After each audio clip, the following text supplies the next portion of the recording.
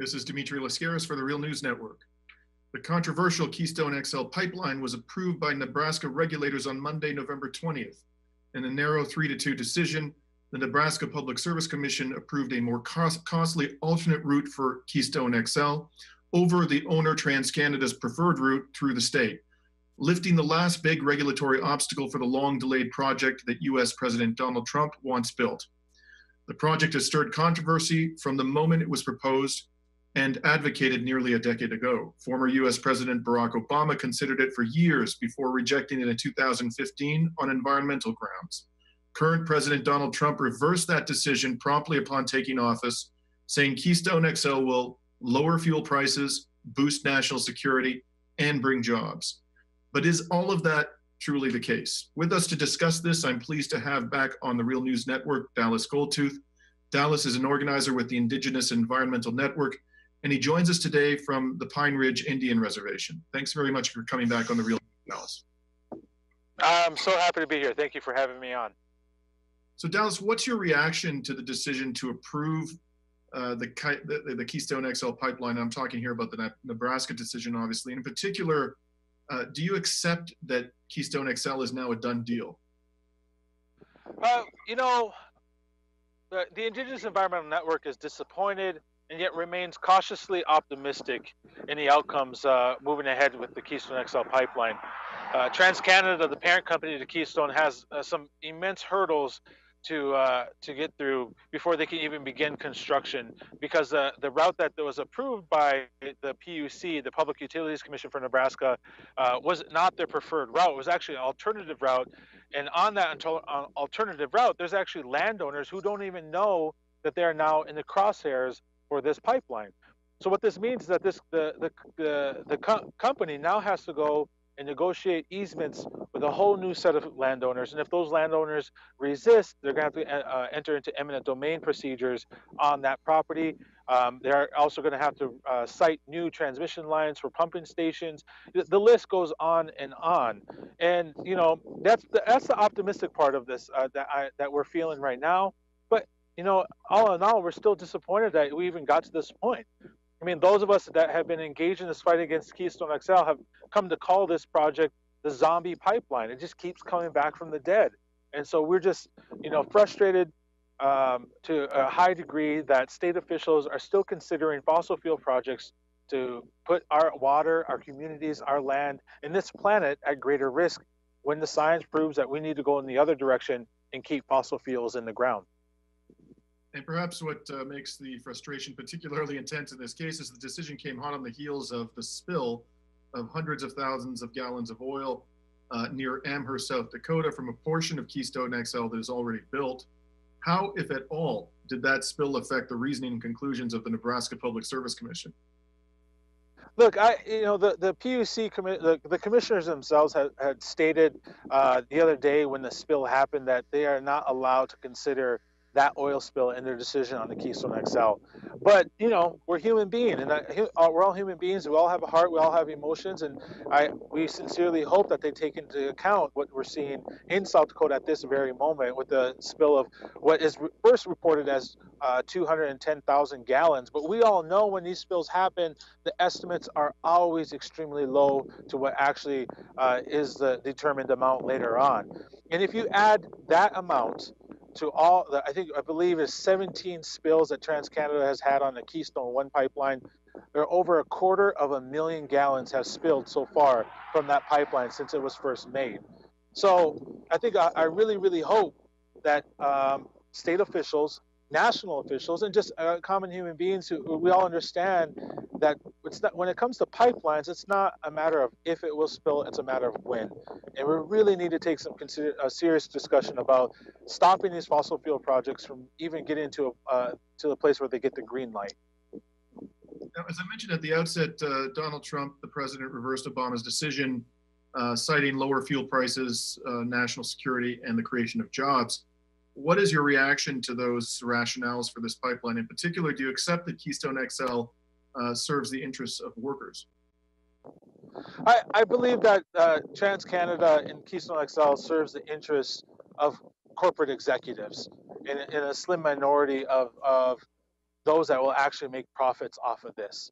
I think that we have to take an account, if you want to talk about economics, we have to take an account the price that communities along the route will have to face should an oil spill happen on their farmland or in their drinking water or within the reach of their homes and communities. We have to talk about the increased risk and the price of climate disaster and climate chaos that's happening all across this planet. And if you want to speak to those of us in the United States, we have relatives down in the Gulf Coast who are dealing with the real effects of climate change. And this pipeline, if get built, locks us into more fossil fuel oil and gas development when we need to go in the other direction.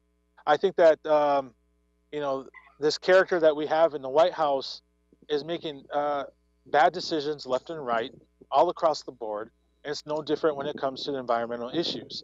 I think that the administration in the White House has proven that they're more willing to pander to the interests of oil and gas, which are their friends and buddies, than it is the interests of American people and to indigenous peoples.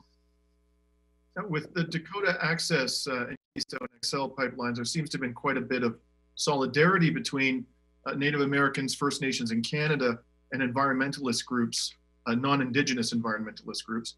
Do you feel that cooperation between these groups in the fight against climate change is growing? And if so, what are the more important concrete signs of that growing cooperation? Well, let's talk about Keystone XL in this fight, in the history of this fight. Though in the very beginning, there was a lot of landowners in Nebraska and South Dakota who started speaking up against this project because they were interested in a very valid way about the impacts on their individual properties.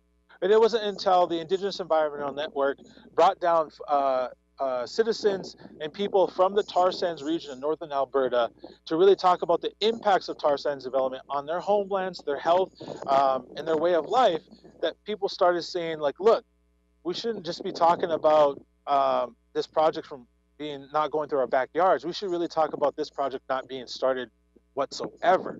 And so this movement of connecting the dots and building a greater narrative for the better of us all has been going for a number of years now, and it's only getting bigger and bigger and bigger. And I think the real reason for that is because the danger is getting more immense, and the instances of climate chaos affecting the very lives of human beings, whether you're on the coast of some ocean or you're deep in the forest or in the Arctic region, are becoming more and more prevalent. And we really, really need to take action together and not get stuck in this whole NIMBY approach, which stands for not in my backyard. And these groups and this growing level of cooperation among these groups is confronted by an intensifying, what appears to be an intensifying use of fairly militaristic tactics. The Real News previously spoke to you about how Energy Transfer Partners, owner of the Dakota Access Pipeline, hired a private security firm called Tiger Swan to target the water protectors who were protesting that pipeline, and that they used military-style counterterrorism measures. Has this kind of militaristic approach to suppressing environmental activism, has it worsened as far as you can tell under the Trump administration, or is it pretty much business as usual compared to the Obama administration? I like to see that the suppression of indigenous rights and indigenous movements has been a norm for over 500 years. And I think that for as Native people, we were not surprised by the presence of military style police enforcement up in Standing Rock and the fight against Dakota Access Pipeline. What I think is unique is the level of escalation that we're seeing law enforcement are using to suppress peaceful action, peaceful direct action. I think that a lot of our allies, non-Native allies, were really taken aback to the degree at which the oil and gas regime and the law enforcement that support it are going to protect, are the lengths at which they're willing to go to protect these projects. We only hope that that our movement. Well, it's not even a hope. I believe in peaceful direct action. I believe in nonviolent direct action, and I believe that the real solid outcomes that can be a result of peaceful direct action. And the law enforcement can continue to escalate their tactics. They can continue to use psyops, psychological operations to break apart our movement. They can continue to use surveillance as a way to dissuade from people to join the ranks of basically making the world better and a healthier place. Um, but I believe that we will overcome with our just taking to the streets and making sure our voices are heard. And lastly, you talk about law enforcement techniques to suppress peaceful resistance. In the civil justice system has also been called into action by the fossil fuels industry. Last August, Energy Transfer Partners employed a law firm headed by Donald Trump's personal attorney to file a lawsuit alleging, quote, ecoterrorism against various environmental groups. How do you respond to the use of that rather frightening and provocative label to describe resistors to new fossil fuels infrastructure? I think that the process which Energy Transfer Partners is using to challenge or to attack environmental organizations is an affront to the legal system that we have built. I think that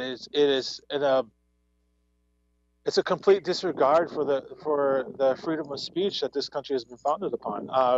And I think that the other part of it that's really interesting with the Energy Transfer Partners lawsuit is that the entire lawsuit itself is completely full of racial undertones and how they describe indigenous movement building and the way that indigenous peoples led that fight against Dakota Access Pipeline. And I think it's also really poignant to point out that there's no recognition or very little recognition at the power of an indigenous rights framework and the necessity for indigenous peoples to really make sure that their voices are heard when it comes to free, prior, and informed consent on projects that impact their water, land, and communities. And that's no different whether you're right in the heart of the tar sands and those communities standing up against expansion of fossil fuel projects there, or you're along the infrastructure routes, or whether you're at the point of refinement.